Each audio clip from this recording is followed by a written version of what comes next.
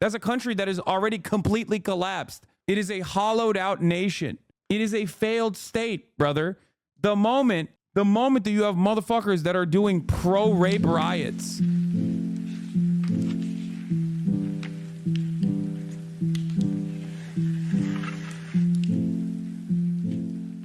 as I showed you, the majority of Americans oppose sending U.S. troops to defend Israel, poll finds. But that's precisely what's happening currently. Like beyond the utterly immoral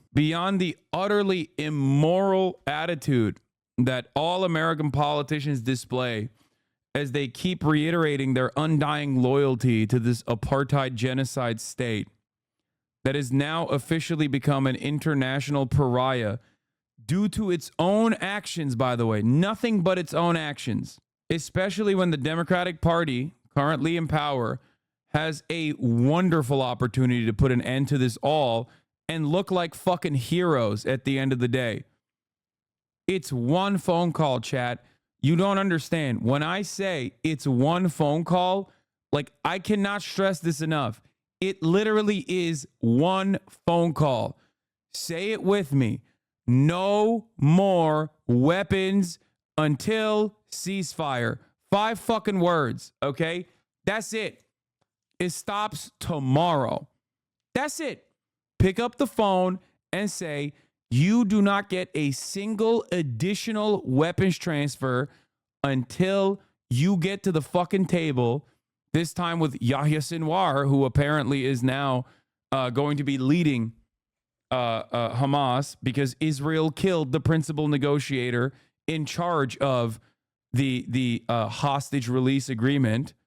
That's all it would take, which is so disastrous that they have refused to do this when there is literally an argument to be made to do this from a pro-American State Department agenda. Like, that's what's crazy about it. When I say this, everybody says, Hasan, you're a fucking radical socialist piece of shit. You're Islamist fundamentalist. You love Hamas. Your name is Hasan, HasanAbi, blah, blah, blah. But like, there is an argument to be made to restrain Israel from a pro-American imperialism point of view. Do you understand? Haaretz agrees with me, but they have since October 7, and it doesn't really fucking matter because, you know, they will still say it is anti-Semitic. Israel's on the verge of a regional war. Its people are stuck in their homes, expecting a regional attack and pinning their defense on alliances that Netanyahu's Israel does not do enough to preserve and even deliberately jeopardizes. It's true. The thing is, Netanyahu loves Donald Trump. Like, it's not a secret. Israelis love Donald Trump more than they love Biden. And they definitely like Biden more than they like Benjamin Netanyahu. So the reality of the matter is, Israel will not be enticed into pulling back on their genocidal ambition. The bear hug strategy has not worked. The carrot has not worked. It's time for the stick. Okay? That's it. One stick. Light dab of the stick. Even the mere threat of the stick will stop this shit dead in his goddamn tracks. Okay?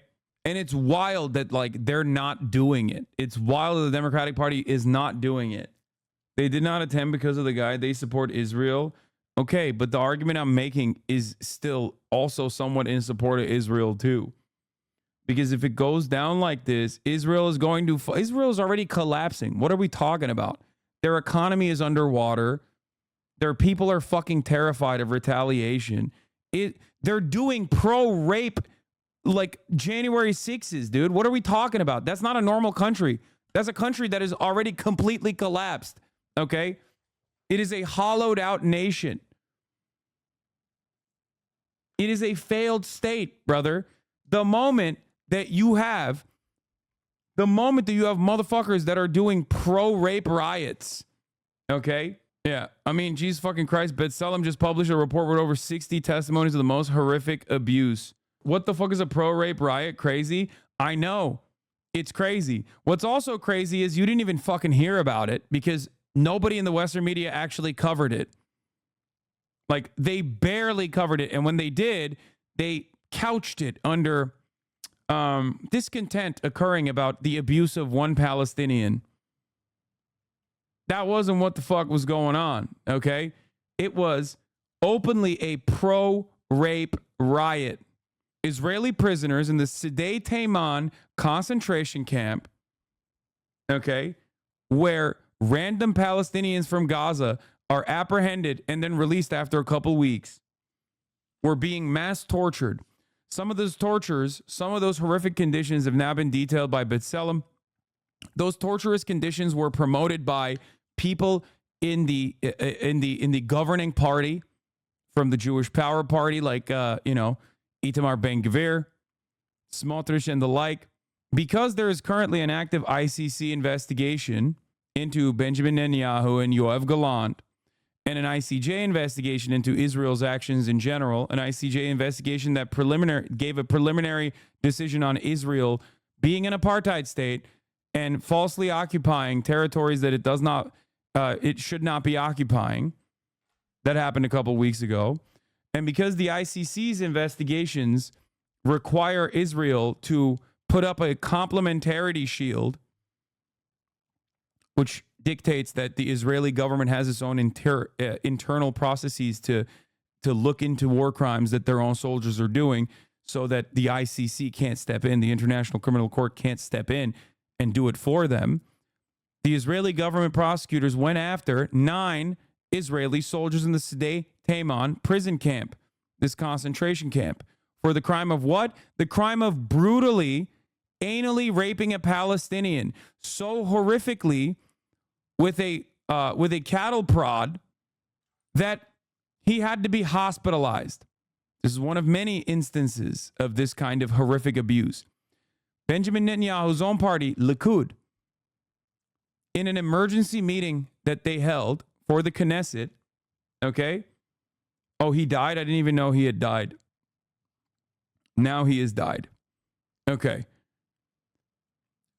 Benjamin Netanyahu's own Knesset party member stood up on an emergency meeting held, okay, and said, Israeli soldiers have the right to rape Palestinian prisoners. That's what he said. This is not a joke. This is not a meme. He just verbatim said it, okay? He did. He fucking said it. Then riots ensued. Riots that were accompanied by seated members of the Knesset egging the riots on. These riots were not because of the horrifying conditions. These riots were not a consequence of the horrifying conditions of the Sdei Teiman facility that even the New York Times had written about.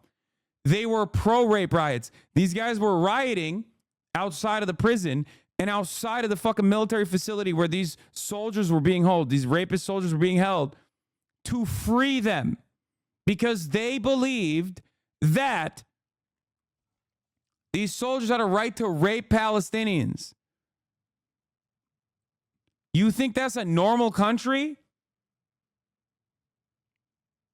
You think that normal shit's going on over there? It's not. It's not normal. Okay? It's insane.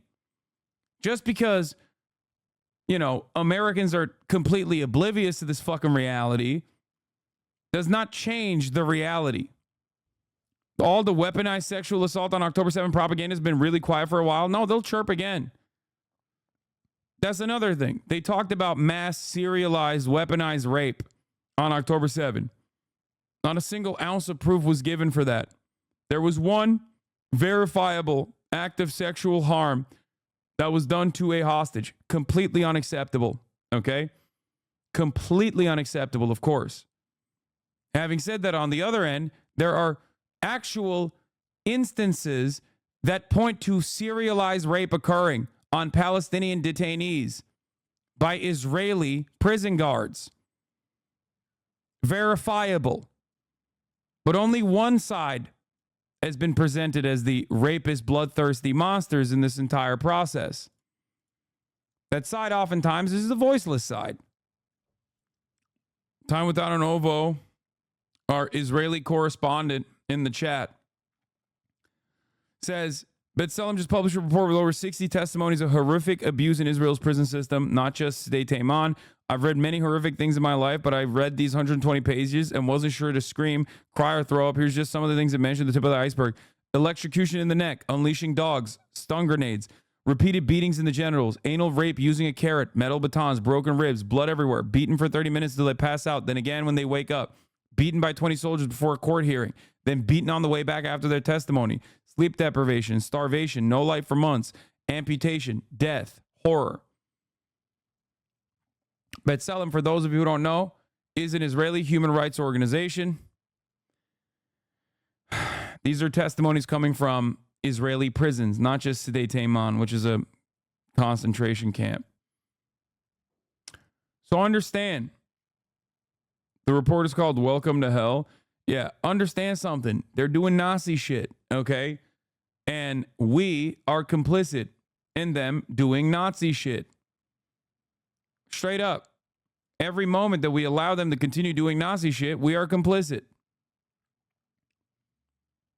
So the fact that, like, the American government, the fact that the Kamala Harris campaign, the fact that the Biden administration can just kind of like skirt along and be like, well, we got the momentum on our side, we're good, we don't have to deal with this, is wrong. Okay?